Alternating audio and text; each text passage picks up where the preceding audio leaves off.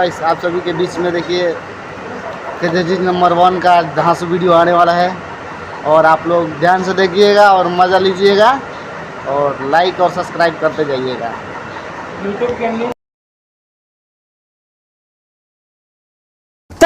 भाई लोग उम्मीद करते हैं कि सबको अच्छा बोलो और हमेशा अच्छा रह के चाहिए। तो भाई लोग आज हम बात कर रहा बानी त्रिसाकर मधु के मौसा के लड़की मधु राय के बारे में। कहे से आजकल कुछ ज्यादा छिना रह बिया करे बहन चोदो, तो यही से कहते नहीं भाई लोग अपन अपन कान में ईयरफोन लगा लो बिकॉज आज के वीडियो कुछ ज्यादा गण फारो खेला बा। तो बिना कोना वाला सुन के स्टार्ट कौन आज के बकचोदी।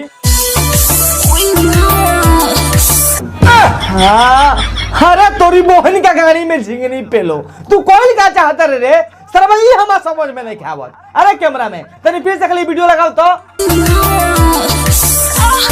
अरे भौजी कोनो तरह का पेल का पलावा तो अगिला में तूड़ देले बकारे के बार बार लकड़ी से खोद के निकालत रे ना करी बहन के गाड़ी में घड़ियार पेलो हमरा ही नहीं के बुझात के भौजी बार बार अपन अगिला में लकड़ी से खोदत काहे दिया तोरी बहन का बुरी में मकटू पेलो भाग।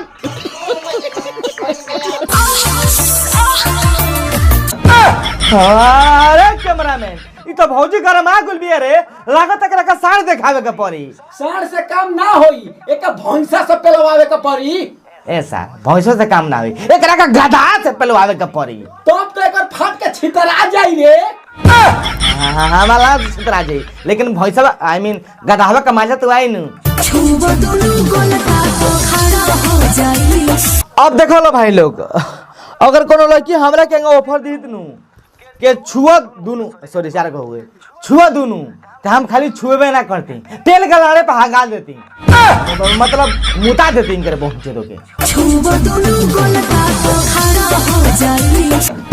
अरे भौजी ई का कहत रू हो के छुआ जनी गोलका तो खड़ा हो जाई कौन सी खड़ा हो जाई हो भाग सारा बता नहीं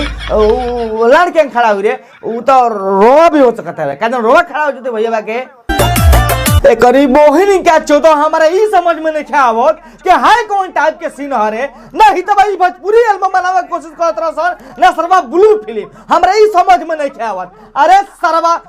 शैलेशवा आई मीन शैलेश भैया तारा घुमाई के भौजी के नु तो अपन डांड पर घुमा आई मीन अपन डांड पर भौजी के टांग के मत घुमावा अपन लड़ा पर बैठा के 360 डिग्री घुमा दे करे पहुंच तक के अगला फाट के चौबारा हो जाओ।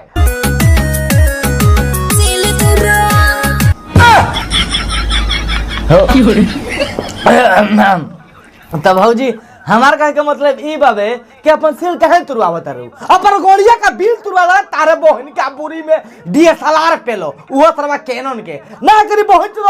देखो तो कैसे कैसे सीन कोइले बिया सरवा देख के हमार खड़ा हो जाता है रोवा भाई लोग गलत मत समझिए लो ना करी बहन तो का जरूरी बरे समझ में गाना अच्छा से बन सकता है जस्ट लाइक मी तो काहे why should you do like this यार मतलब समझने की कोशिश करा यार का जरूरी बाबे हेते हेते पर चूचा मतलब हेडलाइट दिखावे के। और एगो बात भाई लोग हमरा ई लेके बुझात के ई सरवा चूची हवे ना चूचा हवे भाई लोग जेकर जेकर लगाता हवे कि चूचा हवे कमेंट करके बताई हलो और सच सच एगो बात बताई हलो केकर के करे वीडियो देखे खड़ा भइल हवे केहू झूठ ना बोली कमेंट करके जरूर बताई। अरे भौजी भाग तोरी बहन चोदो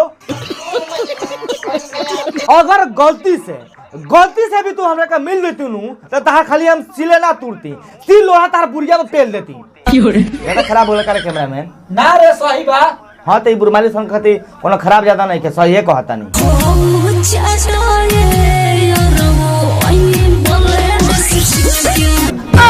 अरे भौजी तू साफ साफ काहे नहीं कह दे तू साफ साफ काहे नहीं कह दे तू कि हम बूढ़ चटवावल चाहता नहीं तू ला खातिर तो झप के कहत रू के हाउ चाटा ए सैया हाउ चाटा आइल बनी ब्लेड से छील के ए करी बहुत तो कोनो अनहरो रही तो सुन के गाना उ समझ जाई कि भौजी कौन चीज चटवावे के बात करत है। भाई लोग अब तो लोग को पता होई कि कौन चीज लड़की छीले लीसन तो ओकरा बाद चटवावे लीसन ना करी बहुत भौजी हमनी के चुतिया समझत गया ए भौजी चुतिया ना हमनी के चूत मारे वाला हम जा।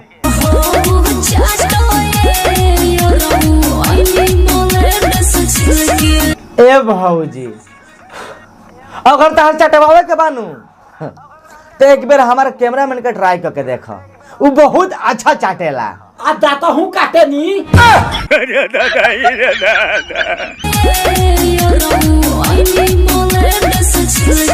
ए भौजी तारा बहुत पेलम का हक देबू मतलब ए भौजी तू बिलेट से छिल के आव चाहे कोनो से हिलवा के अपन अगला पर लेभरुआ के आव चाहे लिपुआ के आव I don't care. A cameraman दोस्तों वीडियो लगाओ सारा बात नहीं दिमाग चाट डलबिया करी बहन के बुरी में मुंह सर पे लो। अरे भौजी I think you have no idea about the बालू यही से तू इतना बोलिए लोटिया तरु और पटिया तरु। देखा भौजी जब हमने के छोट छोट रहनी जानू तो हमने के चीका खेले जा जब गोरू चरावा जाए दियरा में ठीक बाबे तो जब चिकैता फानो नु ओकरा गोड़वा में आदमी मतलब ओकरा गोड़ में नु आदमी बालू लेकर रगड़ देव नु तो ओकरा गोड़वा लाल हो जा मतलब लाल हो जाओ तेही से कहत तनी बच के कहीं ऐसा का मत हो जाओ नु के बड़ कहीं पत्थर तारा अगिला में घुस जा ओकरा बाद तारा बहिन तो हॉस्पिटल घूमत रहिया ऑपरेशन करावे खातिर। तहार जोगाड़ आवे तू मिसवावा चाहे पहलवा मतलब कुछ भी करवावा आई डोंट केयर यार। तो कुल मिला के हमार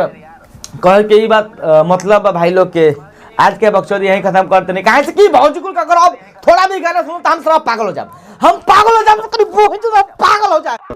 तो बस भाई लोग आज के बक्सोदी यही खत्म करते नहीं। आई होप कि तुम लोग आज के वीडियो देखा अच्छा लगा अगर वीडियो देखा अच्छा लगा तो वीडियो को लाइक कर दियो लो अच्छा ना लगा वीडियो के डिसलाइक भी कर सकते हो और भाई लोग जल्दी सब्सक्राइब करके ना कहनी तो प्लीज यार हो सके तो चैनल के सब्सक्राइब करके जल्दी से जल्दी 15 मिलियन तो पाहुनो ना देख लो आई मीन मतलब हमार बाबूजी ना देख लो मतलब हो सके तब